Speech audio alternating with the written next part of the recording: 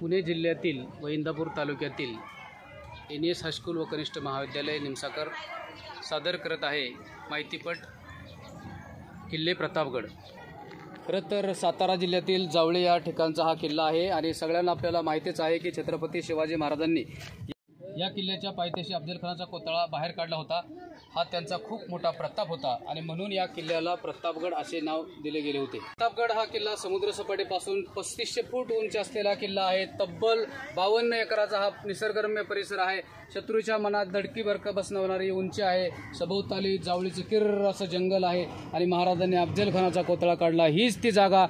प्रतापगड हा किल्ला शिवरायांनी जिंकण्यापूर्वी तो मुघलांच्या ताब्यात होता।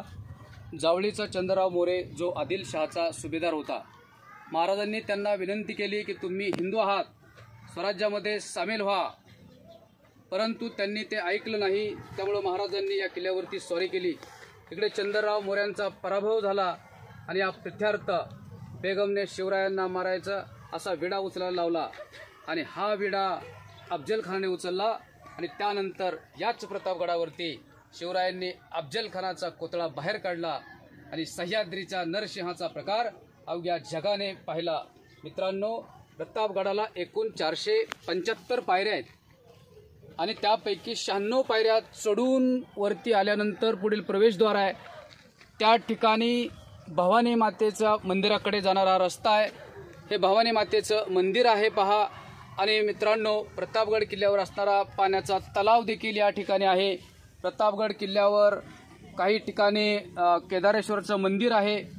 महाराजांचा याच परिसरामध्ये स्वराज्याबाबतच्या अनेक ठिकाणच्या चर्चा झालेल्या आहेत आणि इथं आपण सर्वजण पाहतो आहोत की या गडावरील सर्वात उंच निसर्गरम्य परिसर, अतिशय दुर्गम असा प्रदेश आहे आणि या दुर्गम प्रदेशामधून शत्रूला अत्यंत धडकी बसावी अशा पद्धतीचं नियोजन व्यवस्था महाराजांनी करून ठेवलेली होती।